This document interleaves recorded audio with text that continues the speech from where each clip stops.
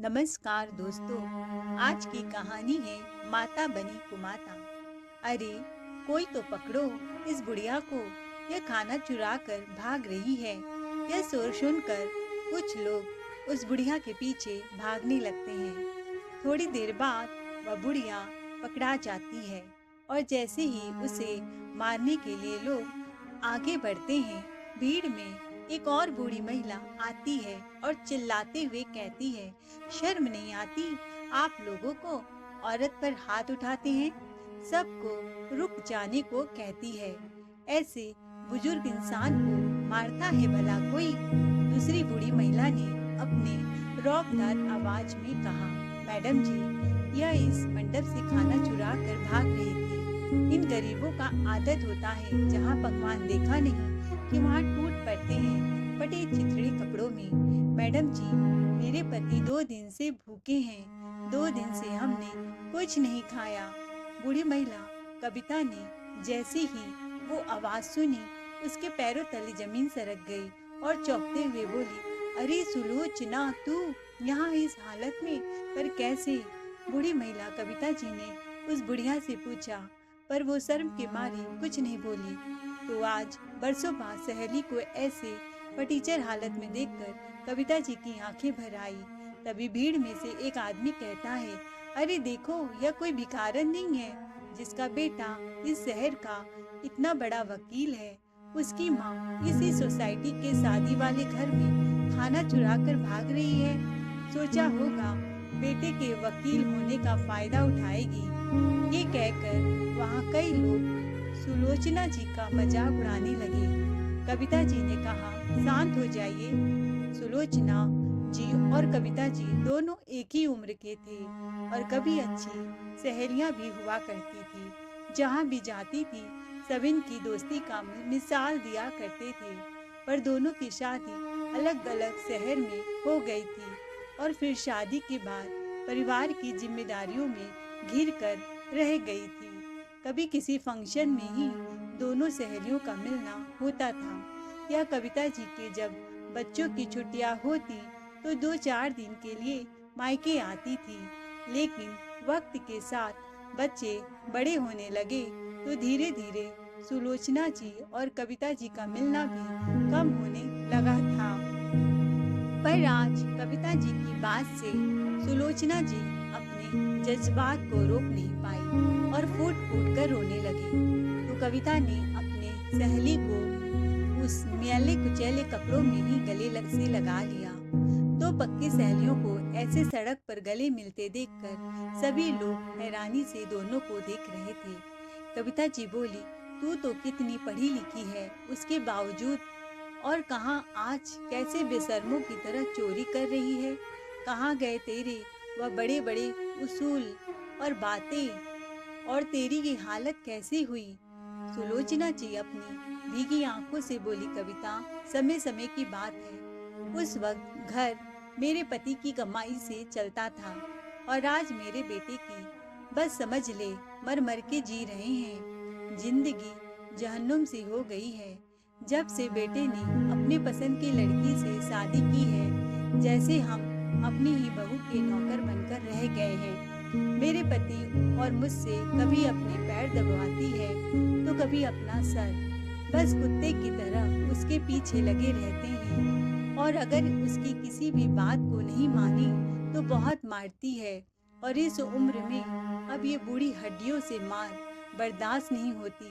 अभी कल ही मेरे पति से उसके सोफे के कबर पर गरम चाय गिर गई तो उसने बड़ी बेदर्दी से मुझे मारा कि मैंने उसके सोफे पर अपने पति को बैठने के लिए क्यों कहा।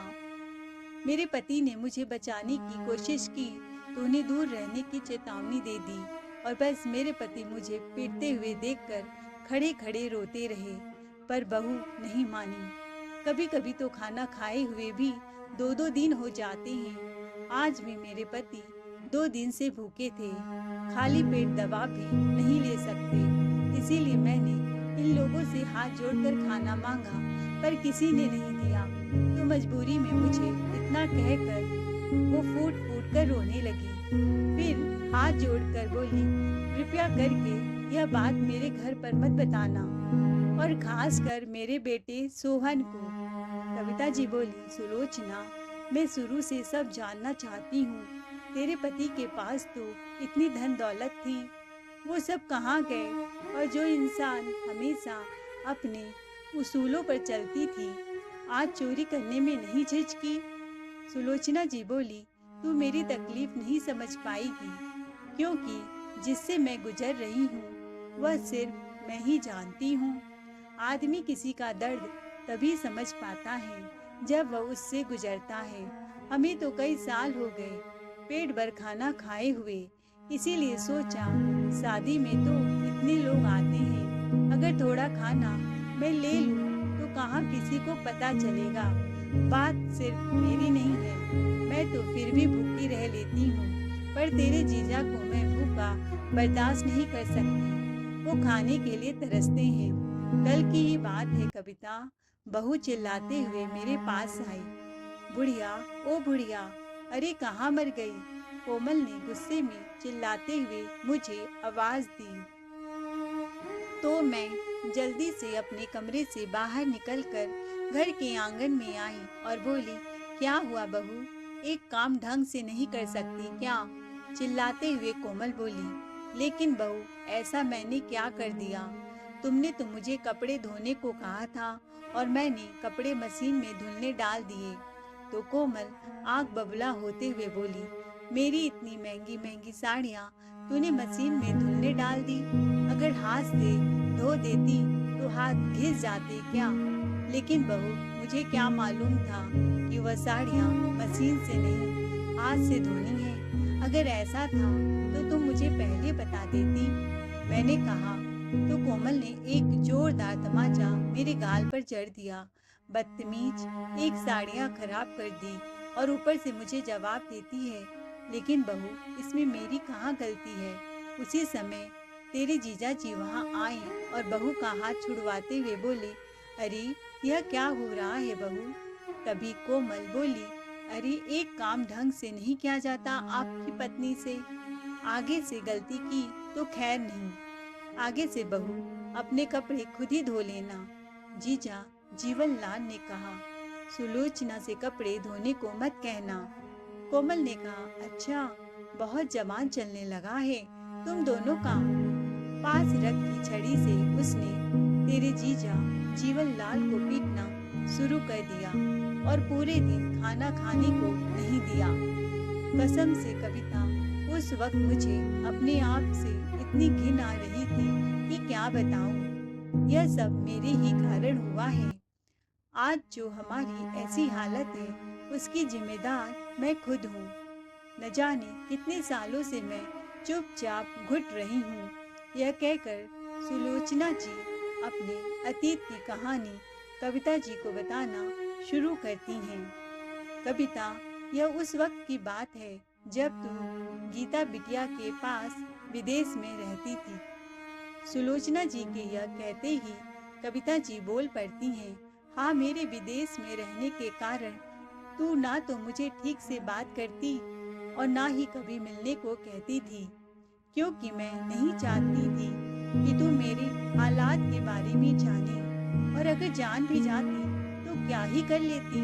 औरों की तरह तू भी हम पर हंसती या तरस खाती और सोहन को कोसती, पर लोगों की हमदर्दी मुझे और ज्यादा गुस्सा दिलाती थी, मुझे और ज्यादा लाचार और बेबस महसूस कराती थी। इसीलिए मैं सबसे अलग हो गई। सुलोचना जी ने रोते हुए कहा, पर सुलोचना, तू तो हमेशा मुझे पक्की सहेली कहती थी और अपनी मुश्किल घड़ी में मुझे भी औरों की भीड़ में शामिल कर दिया। तू एक बार तो अपने दिल की बात मुझे बताती। कविता जी ने कहा, पर जीजा जी के पास तो इतने पैसे थे कि तू ठाठ से जी सकती थी, फिर वो सब कहाँ खर्च कर दिए?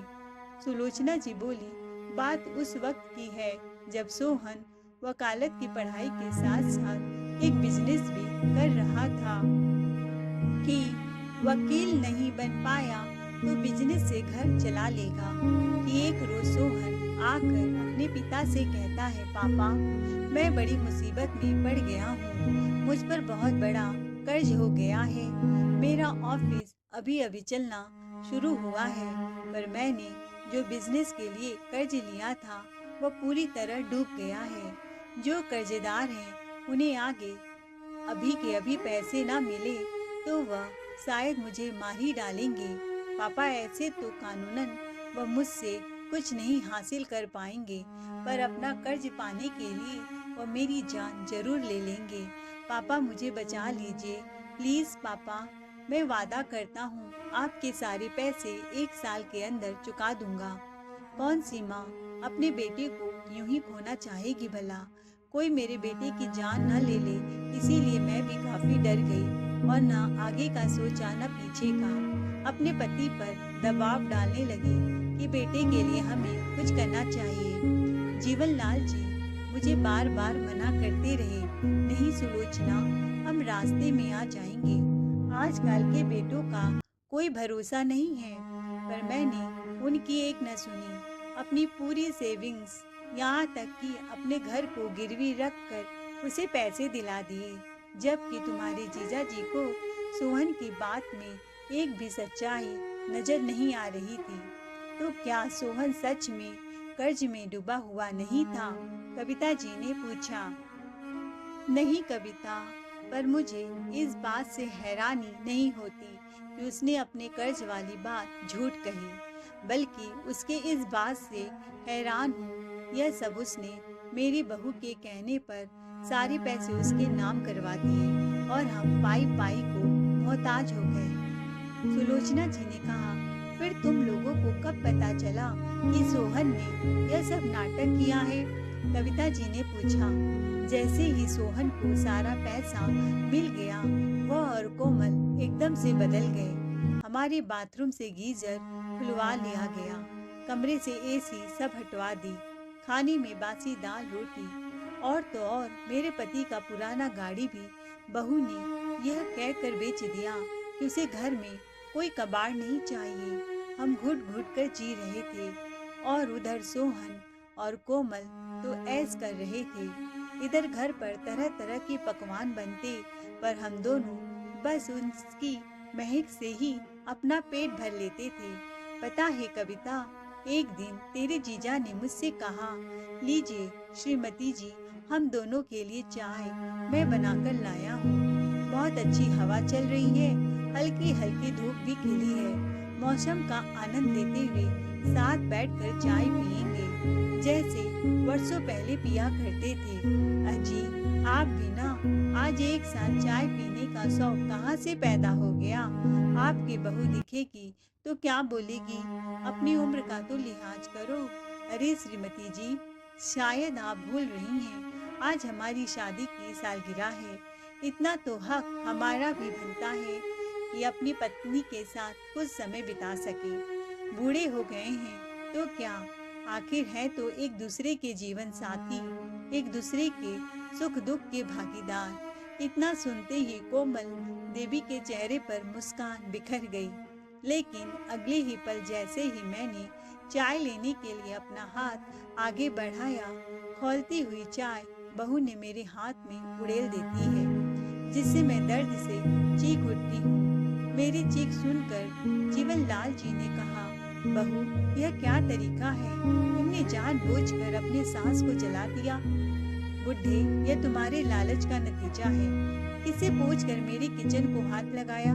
कितनी बार कहा है, यह सब आप लोगों के लिए नहीं है, पर फिर भी हर बार यह भिखारी की तरह भीख मांगने आ जाते हैं। इसीलिए आज ऐसी सजा दी है कि अब जब भी मेरे किचन में जाएंगे तब तब उन्हें यह जलन याद आएगी। मैं तो कोमल की बातें सुनकर हैरान थी, और हैरान तब हुई जब सोहन की बातें सुनी। जब उसने कहा कि मम्मी पापा, अब आप लोगों का ज्यादा हो रहा है। अगर आप लोग अपनी हरकतों से बाज ना आए तो मुझे मजबूरन आप दोनों को वृद्धाश्रम छोड़ना जाना पड़ेगा। और कोमल, आगे से अगर यह कभी ऐसा करे तो उस वक्त चाहे मैं घर पर रहूं या ना रहूं, धक्के मार कर इन्हें घर से निकाल देना। क्या सोहन ने ऐसा कहा? कविता जी ने कहा, यह सब तो फिर भी कुछ नहीं, दोस्त, हम अपने ही घर में वह झेल रहे हैं जो शायद जानवर कसाई के यहाँ झेलता है। सिर्फ फर्क इतना है हम में और उन जानवरों में कि वह पल पल मौत के डर में जीते हैं और हम पल पर मर मर के जी रहे हैं। पर क्या करें, खुदकुशी कर लूं, इतना भी साहसी नहीं हूँ। पर तू कभी पुलिस के पास क्यों नहीं गई? ऐसे बेटे बहू को तो जेल में होना चाहिए। कविता जी ने कहा, यह बात तूने सही कही, क्योंकि शायद तुझे नहीं पता कि सोहन इस शहर का जाना माना वकील है। उसे सारे दांवपेच कानून के कंठस्थ हैं और तभी तो वह इतनी चालाकी से सारा कुछ खेल गया। सुलोचना जी ने कहा, नहीं, मुझे अच्छे से पता है कि सोहन पैसे से एक वकील है, पर इसका मतलब यह नहीं कि वह जो मर्जी वह करेगा। कानून पढ़ा है उसने, बस उसका मालिक नहीं है और कानून सबके लिए बराबर होता है। कविता जी ने कहा। कविता जी यह सब कह रही होती हैं कि सुलोचना जी अचानक कहती हैं, मैं चलती हूँ, इनके दवा का समय हो गया है, तो प्लीज मेरे बेटे को कुछ मत बताना। और वह वहाँ मौजूद भीड़ के आगे भी हाथ जोड़कर कहती हैं, मैंने यहाँ खाना लिया था, वह मैं यहीं रख कर जा रही हूँ, कृपया आप लोग मेरे घर पर न जाएं। फिर वह हड़बड़ाती हुई घबराती हुई वहाँ से जाने लगी। कविता जी ने उन्हें रोककर कुछ खाना दिया और पैसे अपनी सहेली को दिया और बोली, तू घबरा मत, अब मैं तेरे साथ हूँ, अभी तू जा और दोनों आराम से खाना खाओ, मैं कल आती हूँ तुझसे मिलने। सुलोचना जी घर लौटी तो माँ कहाँ से आ रही हो? आप यह क्या छुपा रही हैं मुझसे? सोहन ने सुलोचना जी को अंदर आते हुए पूछा। कुछ नहीं, वो मैं मंदिर गई थी तो वहाँ भंडारा हो रहा था, उन्होंने ही ये प्रसाद दिया है। सुलोचना जी डरते डरते कहा, ओहो, अब आप लोगों से भीख भी लेने लगी हैं क्या? जताना चाहती हैं हम आपको सही से नहीं रखते, इसीलिए तो यह ले आई। सोहन ने कहा, नहीं सोहन, ऐसा नहीं है, उन लोगों ने मुझे खुद दिया, तुम चाहो तो जाकर उनसे पूछ लो। चलिए आप अंदर, फिर बताता हूँ, सोहन ने गुस्से में कहा। जैसे ही सुलोचना खाने का झोला मेज पर रखती है, बहू पर तो जैसे खून सवार था और पीटना शुरू कर देती है। हमारी बिरादरी में नाक कटवा रही हैं, बाहर भीख मांगकर खा रही हैं कि जैसे हम आपको भूखा मार रहे हैं। अरे 2 वक्त की रोटी तो मिलती है आप दोनों को, फिर ऐसा तमाशा क्यों बना रही हैं? यह देखकर जीवनलाल जी दौड़कर आ ही रहे होते हैं कि तभी कोमल गुस्से में जीवनलाल जी को धक्का दे देती है और उनका सर दीवार पर से जा टकराता है। उनका पूरा सर खून से लथपथ हो जाता है। सुलोचना जी दोनों से जीवनलाल को अस्पताल ले जाने के लिए गिड़गिड़ाती रहती हैं, पर दोनों चुपचाप खाना खाने लग जाते हैं। ज्यादा कहने पर बेटा फटकार कर कहता है, बस कीजिए माँ, आप दोनों अपना ये नाटक, इतना भी कुछ नहीं हुआ पिता को। लेकिन किसे पता था कि वो हादसा सुलोचना जी की खुशियां ही छीन लेगा। सुलोचना जी जीवनलाल जी को उठाने की नाकाम कोशिश करने लगे तो यह देखकर दोनों घबरा गए और सोहन कोमल से कहता है, यह क्या कोमल, अरे कितनी बार कहा है कि अपने गुस्से को थोड़ा काबू में रखा करो। अरे मार तो रही थी, फिर धक्का देने की क्या जरूरत थी? अब इस बुढ़े बुढ़िया की हरकत ही ऐसी होती है, खून खौलाने वाली, तो इसमें मैं क्या करूं? हमेशा ही मेरी बात का उल्टा ही करती है, इसीलिए आ गया गुस्सा। और एक वकील की बीवी हूँ, मुझे किस बात का डर? मेरा पति तो है ही ना मुझे मेरे गुस्से से बचाने के लिए। कोमल ने कहा, हाँ हाँ तो ठीक है, इसे एक्सीडेंट बता दूंगा, तुम चिंता मत करो, चलो इसी बहाने से सही एक तो ठिकाने लगे। सोहन ने कहा। इधर सुलोचना जी जीवनलाल को अपनी आंखों के सामने मरता देख बिल्कुल स्तब्ध और खामोश हो गई। उनकी खामोशी का फायदा उठाकर सोहन और कोमल ने पूरा मामला अपने फेवर में कर डाला। सुलोचना जी एक पत्थर की मूर्त की तरह एक कोने में बैठी थी। घर पर लोगों की गहमागहमी, जीवन लाल जी की अचानक मृत्यु पर सभी अपना शोक जताने आ रहे थे, पर सुलोचना जी को कुछ मतलब नहीं था इन सब से। वह तो बस उस खाने को देख रही थी जो वह कविता के यहाँ से जीवन लाल के लिए लाई थी, जीवन जी को खिलाने। पर उन्हें कहाँ मालूम था कि उसके पहले ही यह सब हो जाएगा। सुलोचना जी एक किनारे खामोश बैठी थी कि तभी कविता जी उनके कंधे पर हाथ रखकर कहती हैं, सुलोचना, तू अभी खामोश रहेगी? आज तेरी चुप्पी ने ही भाई साहब की जान ले ली। सुलोचना जी उन्हें हैरानी से देखने लगी। मेरी बेटी गीता भी एक वकील है। जब तूने यह कहा कि सोहन अपने कानून पढ़ने का फायदा उठा रहा है, मैं तभी समझ गई तुम लोग उसके आगे कभी अपनी जुबान नहीं खोल पाओगी और पूरी उम्र ऐसे ही घुटते रहोगी। इसीलिए मैं तुझे खाना खरीद कर दे रही थी। उसी वक्त एक दूसरे दुकान से कैमरा खरीद लिया और तेरे झोले में लगा दिया था ताकि कुछ तो सबूत मिल जाए। पर मुझे भी क्या कहाँ पता था कि इतना बड़ा हादसा ही इसमें रिकॉर्ड हो जाएगा। कविता जी ने कहा, क्या कैमरा? फिर सुलोचना जी अपने बैग से वो कैमरा निकाल कर देती हैं तो कविता जी अपने मोबाइल पर चलाती हैं और उसमें पूरा हादसा कैद था। देख सुलोचना, अब तेरे पास दो रास्ते हैं। एक, या तो तू भाई साहब जी के साथ जो हुआ उसे भूल जा, या फिर दिखा दे पूरी दुनिया को कि माँ बाप से बेटे हैं, बेटे से माँ बाप नहीं। मैं यह कैमरा ले जाती हूँ। अगर तू शाम तक मेरे पास नहीं आई तो मैं इस रिकॉर्डिंग को डिलीट कर दूंगी और समझ जाऊंगी कि तूने अपनी बेटी की गुलामी स्वीकार कर ली।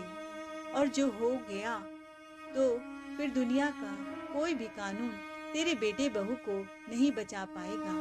कविता जी ने यह कहा और वहां से चली गई। इधर सोहन आते जाते हर एक से रो रो कर अपने पिता के मृत्यु का झूठा शोक दिखा रहा था कि तभी सुलोचना जी उठकर कहीं चली जाती हैं। सोहन और कोमल को लगा कि पिता की मृत्यु के शोक में हैं, आ जाएंगी थोड़ी देर में। और हुआ भी ऐसा। वह थोड़ी देर बाद लौट भी आई और आते ही कोमल कहती है, क्या हुआ माँ जी, कहाँ टहल रही हैं? अब पापा जी तो रहे नहीं तो उनके हिस्से का काम भी अब आपको ही करना पड़ेगा। जाइए, रसोई में कुछ बर्तन पड़े हैं, उन्हें धो दीजिए। मैं यहाँ धोने ही तो आई हूँ, पर बर्तन नहीं। यह कहकर सुलोचना जी ने एक जोरदार थप्पड़ सोहन और कोमल को लगा दिया।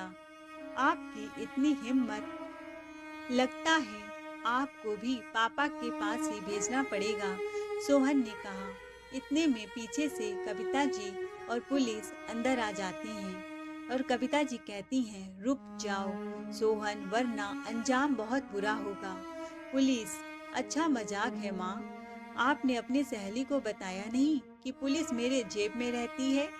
सोहन ने कहा, इस गलत फहमी में मत रहना मिस्टर सोहन शर्मा। यह कहते हुए कविता जी की बेटी गीता भी अंदर आती है। अब तुम्हें और तुम्हारी पत्नी को कानून की ताकत का पता चलेगा और वहाँ मैं बताऊंगी कौन हो तुम, और तुम्हें शायद यह पता नहीं कि मैं कौन हूँ। कानून का डर किसी और को दिखाना, जाकर एक बार मेरे बारे में अच्छे से पता करके आओ, फिर आना मुझसे बात करने, सोहन ने कहा।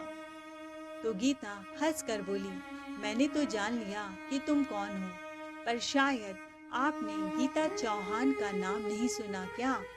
गीता चौहान, वही जिसका डंका यहाँ भारत में नहीं विदेशों में भी बजता है। अरे जाओ जाओ, उल्लू किसी और को बनाना। वह यहाँ रहे मेरे पड़ोस में और मुझे उसकी खबर ना हो, ऐसा तो हो ही नहीं सकता। और अब समझा, शायद तुम उसके घर की नौकरानी हो, सोहन ने कहा। क्या हो सकता है और क्या नहीं, इसका फैसला बाद में करना। पहले तो जेल जाने की तैयारी करो, अपने पिता को मारने के जुर्म में, और उसका पूरा वीडियो मेरे पास है, तो बचने के बारे में तो भूल ही जाओ। भी कहना सुनना है अब वह अदालत में कहना, और तभी शायद मेरी पहचान भी अच्छे से मिल जाए तुम्हें। यह कहकर गीता पुलिस की ओर इशारे से सोहन और कोमल को गिरफ्तार करने को कहती है। पुलिस जब दोनों को पकड़कर ले जा रहे होते हैं तो सुलोचना जी उन्हें रोककर एक चाटा दोनों को लगाती हैं और कहती हैं, काश यह कदम हमने पहले ही उठा लिया होता तो शायद तेरे पिताजी जिंदा होते। पर अब आप यह सोचिए कि जब मैं बाहर आऊंगा आपकी क्या हालत करूंगा। सोहन के ऐसा कहते ही गीता कहती है, अफसोस, पर ऐसा अब मुमकिन नहीं क्योंकि अब आपके खिलाफ मैं खड़ी हूँ। मिस्टर सोहन शर्मा दोनों को पुलिस पकड़कर ले जाती है। फिर वो दिन आता है जब अदालत में दोनों को पेश किया जाता है। सुलोचना रोते हुए जज के सामने अपने पति के अपराधी को सजा दिलवाने की गुहार लगाई। एक माँ की ऐसी कहानी सुनकर जज के आंखों नम हो जाती है और वे बोलती है कि आज इस अदालत में मैं नहीं, एक माँ अपने बेटे बहू को सजा देगी, क्योंकि मेरी दी हुई सजा तो लोग 2-4 दिन में ही याद रखेंगे, मगर जब एक माँ भरी अदालत में जज बनकर अपने बेटे बहू को खुद सजा देगी तो वो आने वाली पीढ़ी तक इतिहास रचा जाएगा और ऐसी अदालत के लिए एक सबक होगा। सुलोचना ने जज बनकर अपने बेटे बहू को उम्र कैद की सजा सुनाई तो बेटा बहू कटघरे में खड़े खड़े ही माँ से गिड़गिड़ाते हुए माफी मांगते रहे। पर सुलोचना जी अपने पति के कातिलों को माफ नहीं करना चाहती थी। सभी ने सुलोचना जी की हिम्मत की सराहना की। जज का शुक्रिया अदा करके सुलोचना जी ने अपनी सहेली और गीता का भी आभार प्रकट किया, क्योंकि ये सब गीता ने ही उन्हें करने को कहा था। सुलोचना जी बोली, अच्छा कविता, अब मैं चलती हूँ, हो सके तो एक मेहरबानी और करना, ये घर बिकवा दे। अब मैं इस घर में नहीं रह सकती, यहाँ तो तेरे जीजा जी की यादें जुड़ी हुई हैं। अब मैं सुकून से वृद्धाश्रम में अपनी बची कुची जिंदगी गुजारना चाहती हूँ। कविता जी बोली, पागल हो गई है तू मेरे साथ मेरे घर चलेगी। मैं भी यहाँ अपना विदेश वाला घर बेचकर भारत ही शिफ्ट हो रही हूँ, क्योंकि मेरी बेटी की शादी भारत में ही फिक्स हो गई है। तो अब हम दोनों साथ साथ रहेंगे, बुढ़ापे में एक दूसरे का गम बांटेंगे और सच्चा दोस्त वही होता है जो अपने दोस्त की मुसीबत में काम आए। तो दोस्तों, सही कहा गया है, पूत कपूत सुने हैं पर ना माता सुनी कुमाता। पर इस कहानी में एक माँ को कुमाता बनने पर मजबूर कर दिया। अगर आपको ये कहानी अच्छी लगी हो तो चैनल को लाइक शेयर सब्सक्राइब जरूर करें। कहानी सुनने के लिए दिल से धन्यवाद।